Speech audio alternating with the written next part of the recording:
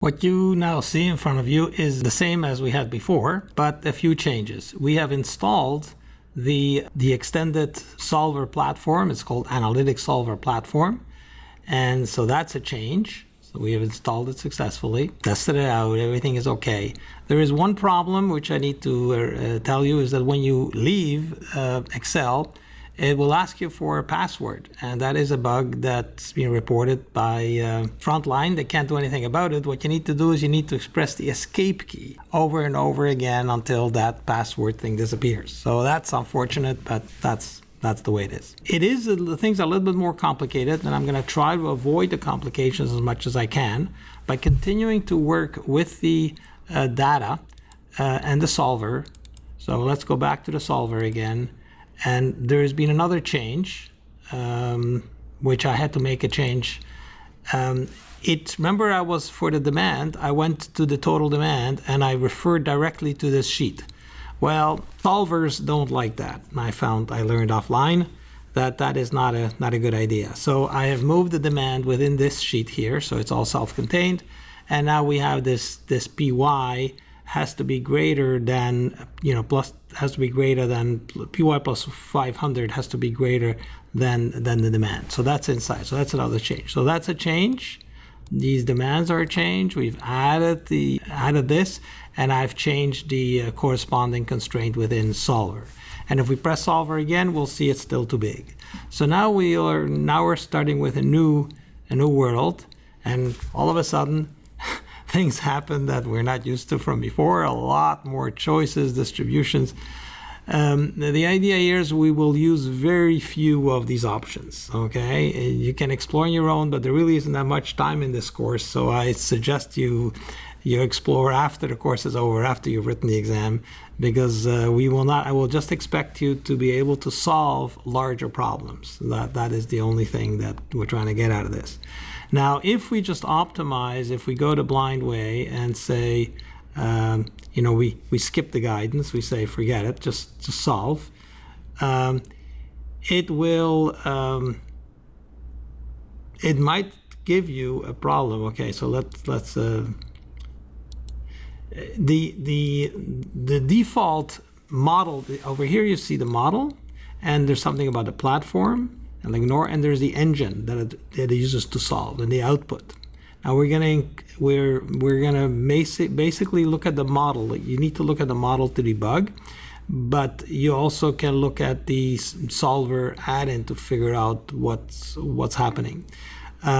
The engine, though, there's a lot more richness here in terms of the engines that it can use to solve. So it starts with this default, and if you do that and you solve, you'll see something that says model is too large for the selected engine here at the bottom in red, which says I've installed all this goodies and I'm still no further ahead than I was before. So you need to say I want the LP or quadratic engine, and if you do that and you solve and you skip guidance, let's say, it'll just solve.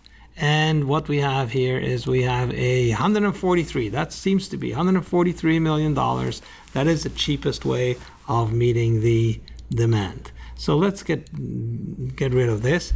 And then we look at the solution. And then we observe a couple of things. We observe that the Y's are operating. This plant site A is operating. Then it goes to 0, and then it's operating again. And what is happening? And more alarming is that all the zeros are 0. So we're never built any plant at all. So there's something in the model, something in the formulation. It's easy to blame the software, whatever else you want to blame, but there's something in our model that is incorrect. And you have to scratch your head and realize what it is that is incorrect.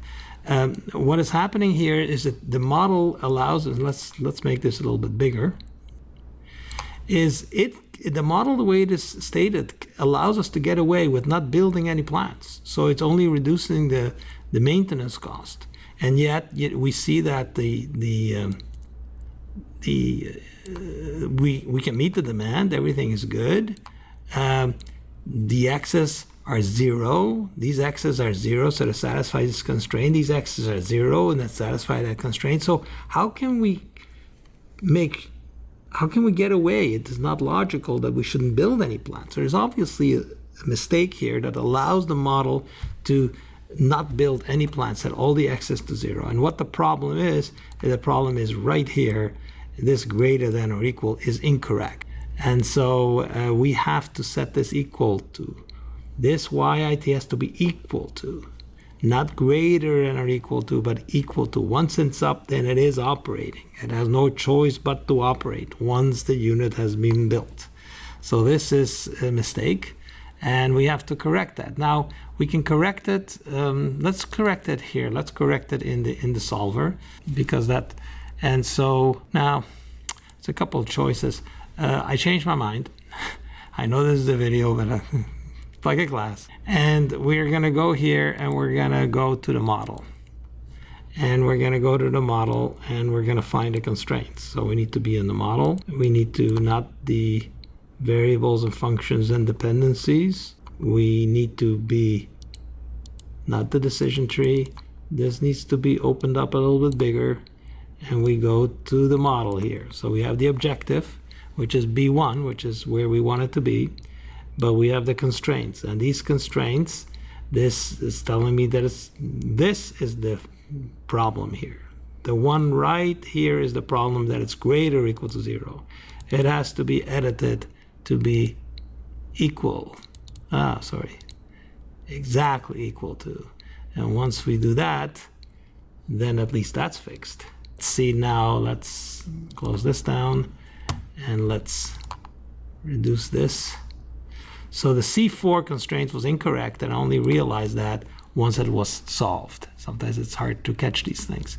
And so we now, we continue, we skip guidance, and we now look at what happened. Oh, okay, we're a little bit better off now. It's 254, so the cost has come up because you got to build some plant. And it's still showing that at site A, I'm going to build. So the first place I'm going to build in is on site E, because the in-house resources are 500,000 kilowatt hours and the demand is 600. So I got to build something right away. So I build on site E. It finds that to be the cheapest. And then nothing is built. So I keep this, let me make this a little bit bigger. I keep this 870. And finally, and I'm still 854, the demand hasn't gone up that. At that point, I need to build some more. And then it decides to build on site B. Sometimes it's useful to keep, anyway, we won't do that. It's on this side, which is site B. And then that's 1150 is enough to carry us through until year 17. In year 18, I need to build another site. And the site that we built is on site A. And that lasts us through the rest of the interval. So this gives me the optimal expansion plan for our power system. And so we have learned a few things. We have learned that models can get quickly stretch the capability of your standard solver. You then need a solver which is academically available. But if you go to work and need this, you will have to pay, and you will then have to decide what solver you will get.